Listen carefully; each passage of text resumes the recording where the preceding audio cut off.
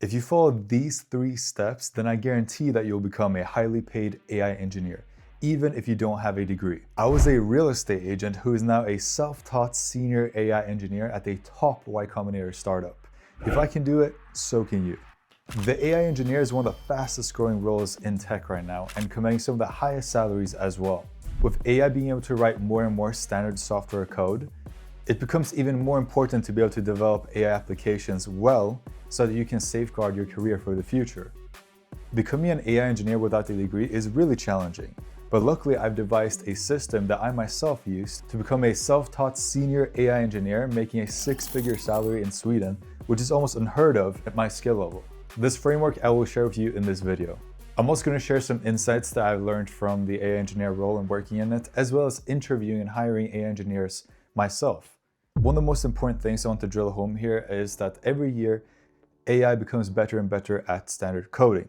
So the skills demanded for a software developer role is shifting more and more away from just standard knowing how to code to understanding how to solve business problems. I think this is why so many coders are struggling in the job market right now, is because they've never really worked in business. They've never worked a role that's not just pure coding related. And that's why my background in real estate and business has been super beneficial to me as a software developer. So I'm going to share with you my tips on that. The key to becoming a successful, well-paid AI engineer comes down to 3 key fundamentals. So the first one is software developer fundamentals. Like, to become an AI engineer, you're going to need to have some coding skills, be able to develop, web applications, etc. Go more into that later.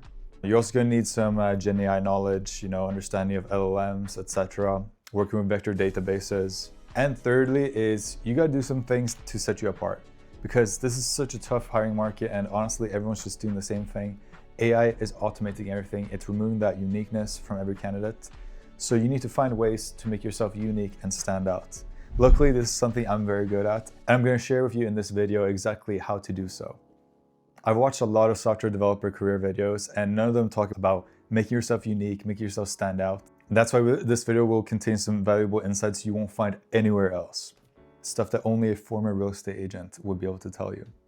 Now, if you execute all 3 of these well, then I guarantee you that you'll become an AI engineer, even if you don't have a degree. But it's not going to be easy. It's going to require some time and hard work. So I hope you're prepared for it. All right, so the first pillar, software developer fundamentals. Ideally, you at least have a couple years of experience as a software developer, ideally in web. Now, this might be discouraging if you have no experience already and you want to become an AI engineer, but don't worry, a lot of the stuff and tips that I share in this video will apply to getting your first software developer job as well. So keep watching. But I'm not going to spend too much time here because there's so many resources out there on learning how to become a self-taught software developer. Just look up some courses on YouTube. I'd say once you get good, focus on specifically asynchronous programming is very useful in the AI engineer role. Memory management, managing race conditions, etc. These are things I look for a lot when I'm hiring AI engineers. Also, 90% of the time, you're going to need some very strong Python skills. So hopefully you've been programming in Python. To really level up your Python game, I made this video, which has 50 advanced Python concepts that I collected over all the senior Python interviews I had. So it has a lot of focus on race conditions, async IO, all that good stuff. It's doing quite well right now. It's helped out a lot of people. So I highly recommend you check that out as well. These 50 concepts are stuff you're very likely to be asked in an interview situation. So by knowing them well, you're really able to drill home and impress the interviewer and show them that you're a very capable Python programmer. Now, the biggest problem when learning how to code or learning how to become an AI engineer is just like not doing anything, because people will be posting out on Reddit or on YouTube comments saying like, oh, should I do this? What's the best course? What should I do? What's the best roadmap? Honestly, there's way too much good resources out there. My YouTube channel is one of them. The problem isn't that the 3 courses you're choosing between are that 2 of them suck and one of them is the perfect one. No, they're all probably great and they'll probably all get you where you need to go. But you need to actually start, stop worrying about perfecting and optimizing everything. You need to get going. You need to get some momentum, because the matter of the fact is that this transition can take some time. Like, we're talking maybe 6 months. For me, it took 3 months, but honestly, I was very lucky. My situation was quite unique. I'll talk about this in my other videos, but like all good changes in life, all big challenges, you should expect no results until at least 6 months in. That sounds very drastic, I know. Realistically, you'll probably get something, within 3 months or 4 months, etc., way quicker. But you shouldn't embark on this journey if you're going to quit before 6 months, is all I'm saying. So if you're really serious about this, I want you to sign a contract with yourself. Comment down below, this is happening. I know it may sound very cheesy, but the fact is that writing something down, writing it out, makes you way more likely to stick to it and be committed. All right, so pillar 2, and this is where you need to learn about GenAI. Also, some machine learning fundamentals can be very useful here. I would start out with just, a specialization course. I talk a lot about the deep learning.ai machine learning specialization. No, I'm not sponsored, but this is how I started my AI journey. I would say it's very good. It focuses more on the machine learning part of things. Honestly, a lot of math and calculus that you're never gonna need on the job at all. But it's going to give you this low-level understanding of how the technology that powers LLMs and GenAI, how it works. And just having that fundamental knowledge will allow you to solve problems way better. And most importantly, it will allow you to solve interview questions way better. And plus, if you do like the machine learning specialization, that's a nice certificate you can slap on your LinkedIn. You can make a post where you tag Andrew NG. He'll probably like it too, giving you some exposure. So let's go. Shout out to my man, Andrew. But try not to get stuck in the theory for far too long. It's good to get going quickly and get those like easy wins, dopamine hits. But the sooner you start writing your own projects, the better. So as soon as possible, you should start with a project. Ideally, a very good first one is a chatbot that leverages a standard SQL database, a vector database, certain APIs, and you create an agent that somehow interacts with all these data sources and is able to answer user questions.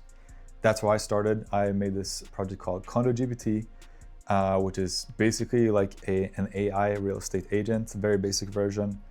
Honestly, the code is pretty shitty, but it did its job because when I was interviewing for companies in real estate technology, which is my niche, I said that I had made this project. They looked at it and they were like, wow, this is super cool. I was using LangChain too, which was a big technology back then. And honestly, you'd be surprised at how little can get you going and make you stand out. When it comes to projects, don't try to make all this BS stuff that already exists, like an AI social media manager. Like, it's not impressive. It can be vibe coded. The way a project holds the most weight is if you can show its actual impact. And the way to have actual impact is to solve actual business cases. For this, go on Reddit and figure out what people need and what people are asking for. And then try to build that, try to get some users by posting about it, etc. The project I made, CondoGPT, I actually made a course on it. I think it's a very good starter course for someone learning GenAI, as it teaches you LangChain, vector databases, making agents, etc. And what you can do is you can follow along, make the project, but make it with your own data set. It doesn't even have to be in real estate. It can be something else, but the core architecture is still there to help you out. And this is a bonus tip from someone who vets and hires AI engineers. If you can take a project and add evals, these are evaluations to your project, that's a huge bonus because that's a very recent thing in the industry is like, people can make GenAI applications, but not a lot of people can make them, testable and scalable. And the way you do that is with evals, which not a lot of people know how to do. I'm not gonna get into how to do it now, but basically there's many ways to do evals. You can make it very basic. You can also make it very complicated. I'd start with basic and it can take you a long way.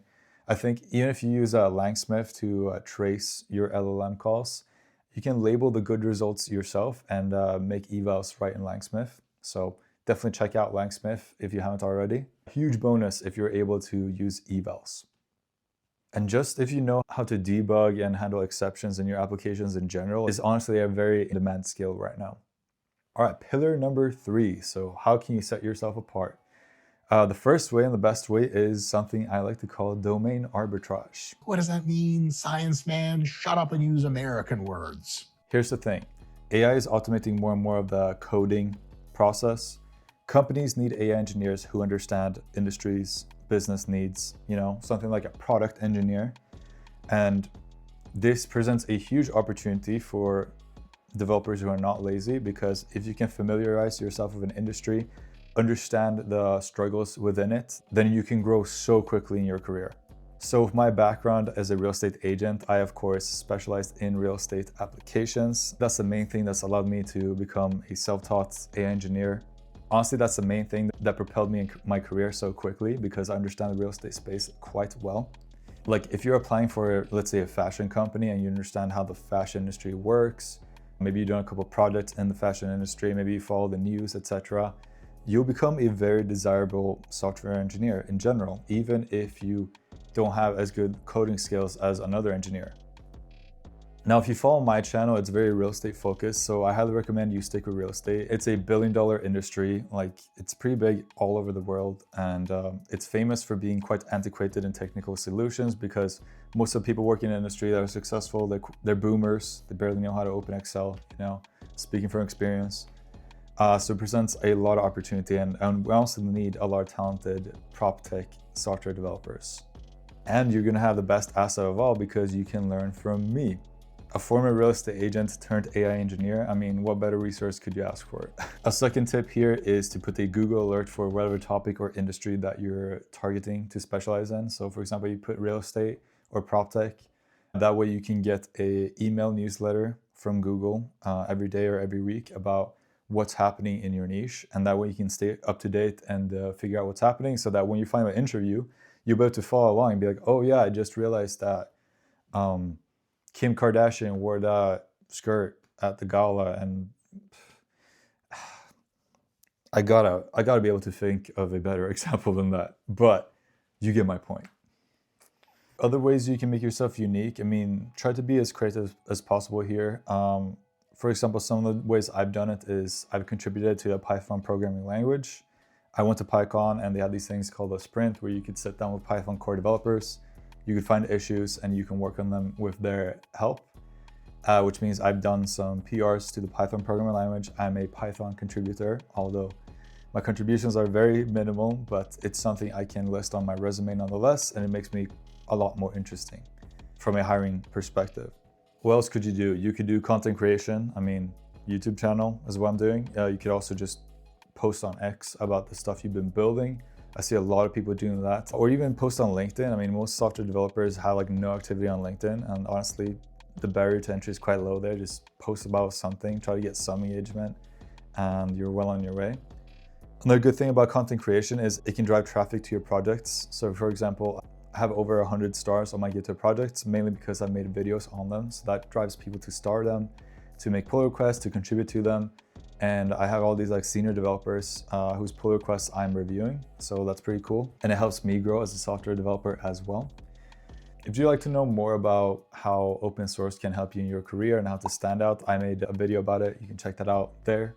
But you can also join an ambassador program. I know Lovable has one, LangChain has one. I'm actually the ambassador for LangChain in Sweden. This will give you a really good network and also something good you can slap on your LinkedIn. It will expose you to high caliber software engineers that you can learn from as well, and maybe they could even get you a job.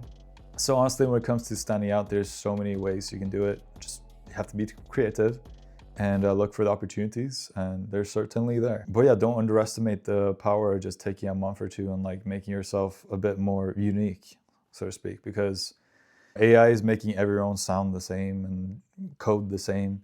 Like that's something that's missing right now, is a uniqueness. Companies and startups especially, they need different perspectives. They need new takes on things. So by making yourself unique, you're able to give them something that they desperately need and something that AI cannot give them, because AI is general and AI is fucking stupid. Once you've done all this, you've gotten your general software experience, you've done your certificates on machine learning, AI, etc.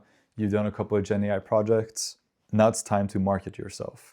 So you really want to pimp out your LinkedIn profile. I mean, put as much stuff as you can, like put the description of all your current roles and what you've been doing, and make sure that these terms are like SEO optimized. I made a whole video about that here, about how to pimp out your LinkedIn resume as a software developer. Check that out. And the same thing goes for your resume, which I'm going to talk about right now. What's up? So I've got a resume here that's based on my own resume, but done a lot of changes to make it more anonymous, because I'm scared one of you might come to my house and shoot me or something. Anyway, first of all, like when editing your resume, I use Overleaf, which is latex. This is just a really nice way of like editing your resume while preserving formatting because it can be annoying in Word and all that. And I think it might have to do something to do with resume parsers too, that they treat the latex a bit better, but I'm not sure. So this is a template called, I think it's called like Jake's resume, so you can check that out here. And that's pretty good, and then you can just edit it as you want. So yeah, you want to have, of course, your name in big text, and then a little bit about you, so like location, email, definitely put your link down here. Portfolio, website if you have one, definitely GitHub. And then this about section is very important. Let's say you get into an elevator and Sam Altman walks in, and you're like, yo, Sam Altman.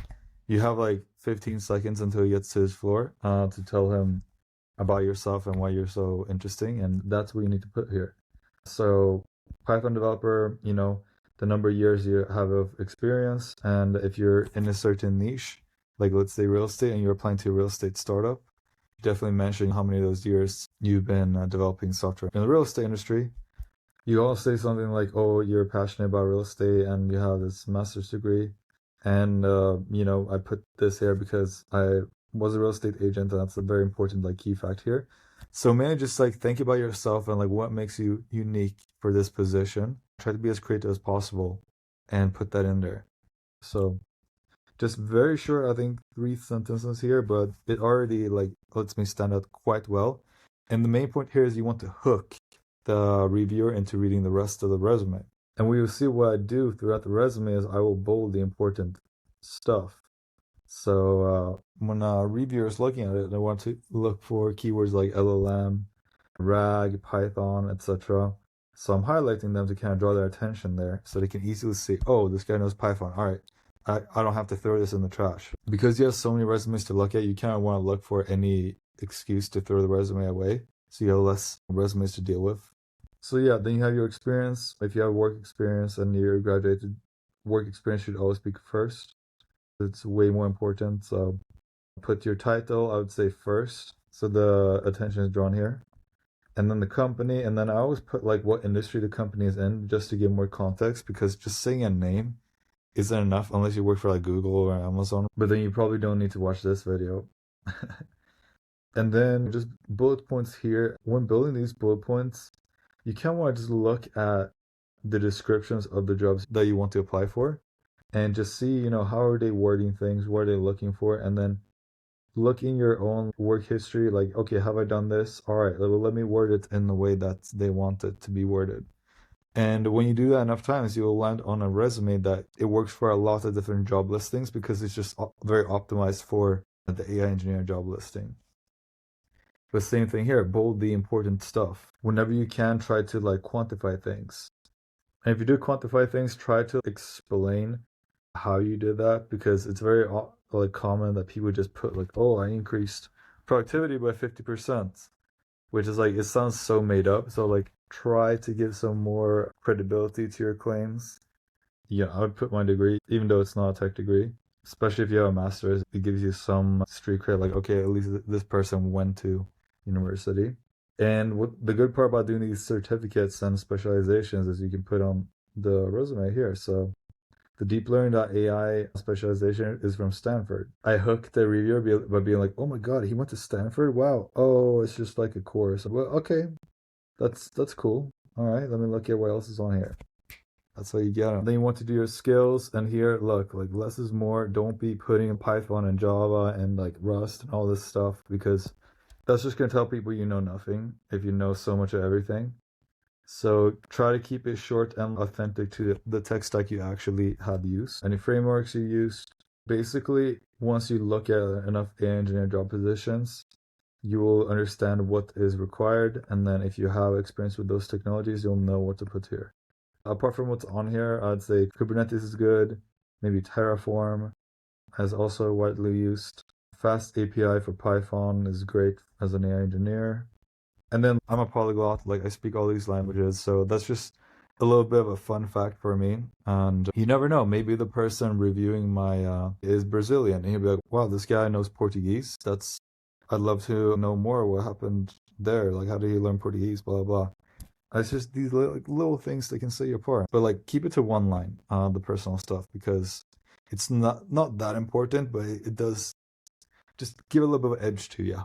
And then I put projects because I have some pretty sick ones. So open source, I just mentioned again, I'm a contributor to C Python because that's like a baller move. Not a lot of developers are going to be contributor for C Python. Offer of this repo that has like 50 plus stars on GitHub, which is also in real estate conveniently.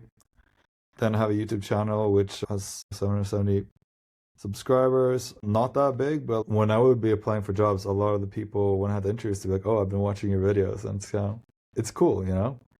So yeah, I just want to highlight these little tips for writing your resume. And now back to the other video.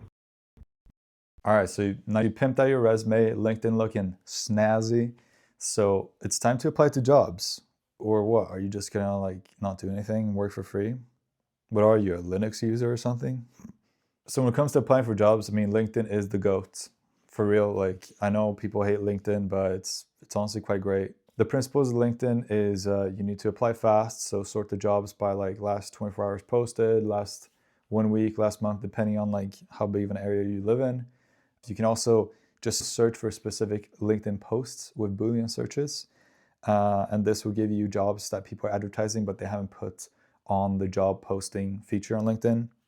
I think because it costs money or something. But this way you get access to a lot of jobs that most people are not going to be able to find. Also get LinkedIn Premium. Yeah, I know it's like 35 bucks, blah, blah, blah, blah. Invest yourself, okay? That's what money's for. It's not just for the casino and the casino. That's all I spend money on, if I had any. And what you're gonna do since you got LinkedIn Premium, I think it gives you like a green little thing that makes you superior to everyone else when people view your profile, which is dope because you are superior to everyone else because you watch my videos. So you're gonna apply to the jobs, you're gonna tailor your resume to the job, look at the bullet points, look at what they're looking for, see if that's something you have experience with. If you don't, okay, get that experience, put that on your resume, bam, apply. But you're not done. For the really high quality jobs that you really want, you want to also message the hiring manager. That's where you got the premium, not just for the gold badge or whatever, haha. You're gonna basically bother these people, send them a DM, be like, hey, I just applied. Here's 2 sentences about why I'm unique and why I'm like perfect for this job. Really looking forward to this. You can also look for other people in the company that you might have something in common with. Maybe you went to the same school, and you can use that to get a referral. Honestly, it's that easy sometimes. I've done it myself, or just try to find something else like, oh my God, you're a paddy diver as well. I love paddy diving.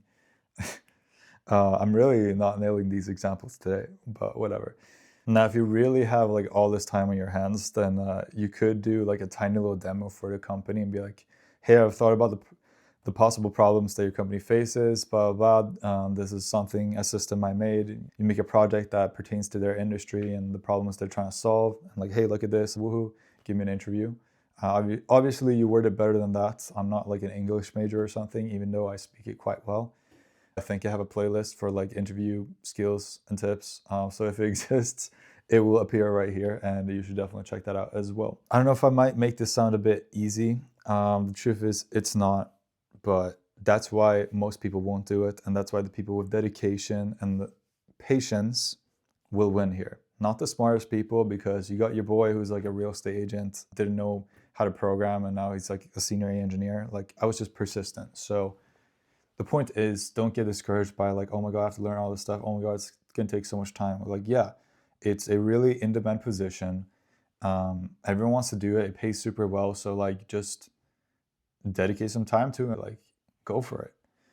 If you haven't seen my videos, basically, I'm a real estate agent, became a senior engineer, self-taught, no tech degree or anything. So this channel is dedicated to helping other people on that journey. I've helped a lot of people already. So if you enjoyed this video and you're very serious about your AI engineer career, then check out some of my other videos. Also, if you'd like to learn more about my story, how I was able to transition into a self-taught engineer from a real estate agent, check out this video here where I'll go through the whole thing. It's one of the first videos I ever made, so the microphone sucks, but you know, deal with it. It's free education. Damn, I'm like so mean today. All right, check it out. Thank you so much for watching, and I'll see you later.